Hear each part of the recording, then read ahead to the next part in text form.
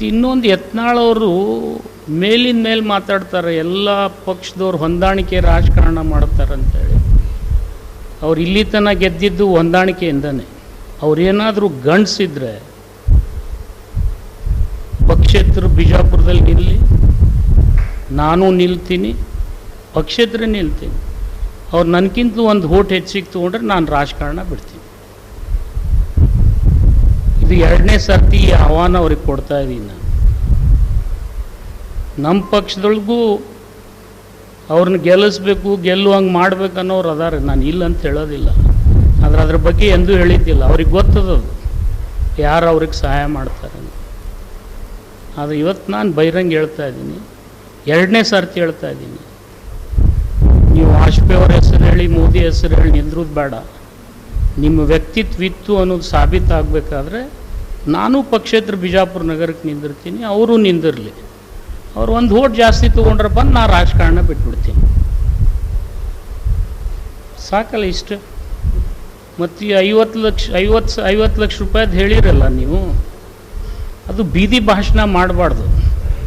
ಆ B J ಪಿಯವರು ಅವರಿಗೊಂದು ಸ್ಟಾರ್ ಪ್ರಚಾರಕ್ಕಂತೇನೋ ಹೆಸರು ಕೊಟ್ಟಾರೆ. ಅದಕ್ಕೊಂದು ಘನತೆ ಅದ, ಗೌರವತೆ ಅದ.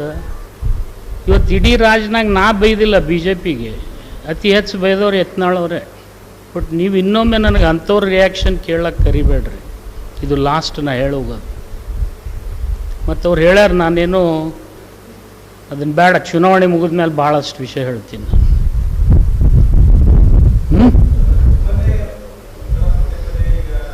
ಇಲ್ಲ, ನನ್ನ ಉಸಾಬರಿ ಅವ್ರು ಬಿಟ್ಟು ಭಾಳ ದಿವಸ ಆಗಿತ್ತು, ಈಗ ಶುರು ಆಗ್ಯದ ರೀಸೆಂಟ್. ಇದು ಏನು ನಾ ಹಿಂದಕ್ಕೆ ಈ ವಿಚಾರ ಪ್ರಸ್ತಾಪ ಮಾಡಿದ್ದು 2 ವರ್ಷದ ಹಿಂದದು. 2 ವರ್ಷ ಬಾಯಿ ಸ್ವಲ್ಪ ಸಮಾಧಾನ ಇತ್ತು. ಈಗ ಮತ್ತೀಗ ಸ್ಟಾರ್ ಪ್ರಚಾರಕರಾಗ್ಯಾರಲ್ಲ, ಅದು ಬಿಡ್ತಾ ಇದೆ ಬಾಯಿ. ಅರೆ ಅದನ್ನು ಸಾಬೀತು ಮಾಡ್ಬೇಕಲ್ರಿ, ಸಾಬೀತು ಮಾಡಿದರೆ ನಾನೇ ರಾಜಕೀಯ ಬಿಡ್ತೀನಿ ಅಂತ ಹೇಳಿದ್ನು ರೀ. 74 ಕಾರ್ಖಾನೆಯವರು ಈ ಸರ್ತಿ ಕಬ್ಬು ನುರಿಸಿದ್ದಾರೆ. ಒಬ್ಬರು ಈ ಮಾತು ಹೇಳಿದರೆ, ಒಬ್ಬರೇ ಈ ಮಾತು ಹೇಳಿದರೆ ನಾನು ರಾಜಕೀಯದಿಂದ ನಿವೃತ್ತಿ ಹೊಂದ್ತೀನಿ. ಹೇಳಬೇಕಾಗಿದ್ದು ಕಾರ್ಖಾನೆಯವರು, ಇವರಲ್ಲ.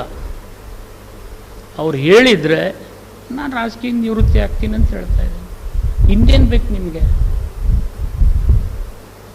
ಅವ್ರು ಸಾಬೀತು ಮಾಡದೇ ಇದ್ದರೆ ಅವ್ರು ರಾಜಕೀಯ ನಿವೃತ್ತಿ ಆಗ್ತಾರೋ ಇಲ್ಲೋ ಅನ್ನೋದು ನೀವು ಕೇಳಬೇಕು ಮೀಡಿಯಾದವ್ರು. ಅದು ಸಮಯ ಬಂದಾಗ ನಾನು ಹೇಳ್ತೀನಿ.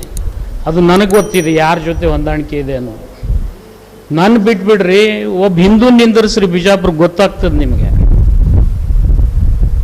ಬೇಡ.